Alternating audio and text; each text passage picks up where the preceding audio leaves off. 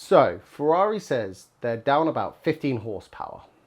Wolff says everyone's basically level. Two team bosses, two very different stories, and a measurement system in the middle of it that the FIA itself has admitted isn't fully sorted yet. If you enjoy this kind of F1 analysis, hit subscribe now. Let's get into it. Look at what Ferrari's actually doing about it, not saying doing. A second engine upgrade, an ADUO, lands at Monza. The target's around 15 horsepower, roughly 2/10 a lap on paper, and that 2/10 is worth flagging straight away as an estimate, not something anyone's actually clocked on a stopwatch yet. Before that, Austria, worth about 7 horsepower. Before that, Barcelona, a more aggressive hybrid map pushing more energy through the electrical side.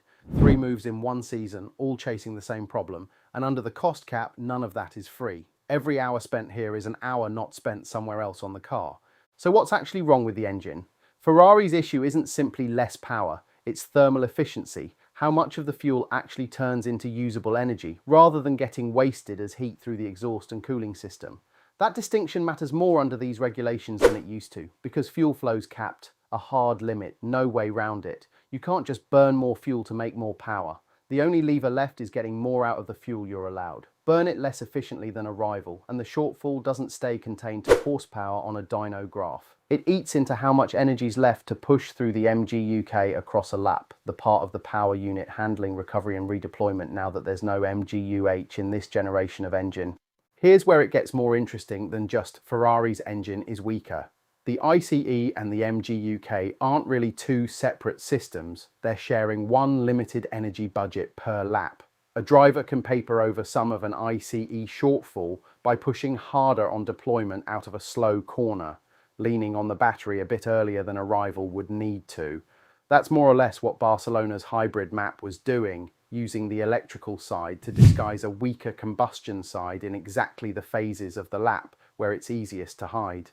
But the battery only holds so much energy per lap, regulated, not unlimited. Spend it all accelerating out of the first chicane, and there's nothing left to mask the deficit 2 kilometers later, flat out, with the ICE doing all the work on its own. Is 15 horsepower the real number, or the number Ferrari's decided to run with? Wolff's argument has a point buried in it. He said the FIA's isolated combustion measurement actually favours Red Bull, not Mercedes, and that what matters is the whole package, downforce, drag, gearing, everything the car does together, not one figure on a spreadsheet. Fair enough. Measuring an engine on a test bench in isolation and measuring what a complete Formula One car does on track are genuinely different exercises. A strong ICE number doesn't automatically show up as a bigger gap on the speed trap if the car around it is generating more drag, or running a different gear ratio, or simply carrying more downforce for the corners either side of the straight. In a separate interview though, Wolff also said Mercedes has the most powerful power unit on the grid. Full stop. Compare that to, we're all more or less level, and something doesn't add up. I'll leave you to decide how much of that gap is technical honesty, and how much is a team boss managing the story while his title lead shrinks on track. A DUO itself is new for 2026, built to let manufacturers behind the pace catch up through scheduled checkpoints, and it measures the internal combustion engine on its own, isolated from the rest of the power unit, even though combustion's only about half the total output alongside the electrical side. That's worth sitting with for a second. It's not measuring what actually happens on a racetrack. It's measuring one component in a controlled setting and using that to decide who gets development help.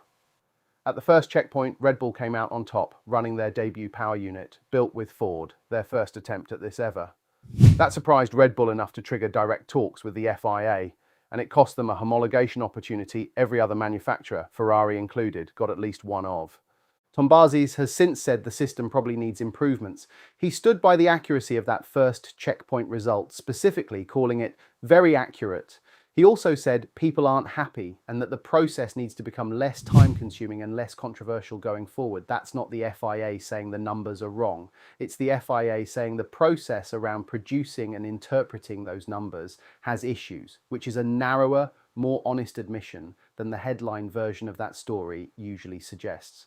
Ferrari's already spent development allocation on this 3 times this season. That's evidence Ferrari believes there's a meaningful problem, and it makes a completely imaginary deficit hard to accept as an explanation. It doesn't mean Ferrari's got the diagnosis exactly right either. Teams misjudge things under pressure all the time, chase a number that turns out slightly wrong, or spend on the wrong part of the problem. Committing budget tells you Ferrari's convinced. It doesn't independently confirm the number they're convinced of. Verstappen's Hungary comment fits here almost as a footnote. Asked what Red Bull needs to fix, he said more overall performance, more consistency race to race, and then, half joking, that he'd love some ADUO help himself. Even the fastest driver on the grid isn't treating engine parity as settled. There's a piece of this nobody's really saying out loud, and it might explain Wolff's calm better than anything he's actually said. James Allison told people recently that Mercedes is finding about half a second every 2 months in the wind tunnel, something like 6 or 7 times last year's rate. They deliberately left this year's car later in development than ever before, running what Allison called a plan with less than no contingency, to squeeze more out of the steep early gains a new rulebook always produces. 6 straight wins to start the season. Just 2 of the last 5 since Hamilton broke that streak at Barcelona. If Wolff genuinely thought Ferrari's engine complaint was nothing, there'd be less reason to sound this relaxed while that lid keeps shrinking on the timing screens rather than growing. Just as likely, Mercedes isn't worried about 15 horsepower because they're finding something bigger somewhere else, somewhere that doesn't make headlines the way an engine number does. Circuit matters too, and this is where a lot of the noise around 15 horsepower tends to fall apart. On a downforce heavy track, Zandvoort's flowing corners for example, a straight line power gap gets buried under everything else the car's doing through the corners, the toe off arrival, the gearing choice for that specific circuit, all of it blending together. Monza's built the opposite way. Long straights, minimal wing, cars stripped down to as little drag as the rules allow, acceleration out of slow chicanes mattering more than almost anywhere else on the calendar. Straight line efficiency isn't one factor among several there, it's close to the deciding one, which is exactly why this upgrade was always going to land at Ferrari's home race rather than anywhere else. After looking at all of it, I think Ferrari probably does have a real engine deficit. I'm much less certain that the number is exactly 15 horsepower, not while the FIA's own director is telling you the measuring process needs work. I'd trust the existence of the problem more than the size of it, and I don't buy Wolff's "we're all level" line, not while he's also calling Mercedes the strongest engine on the grid in a different room.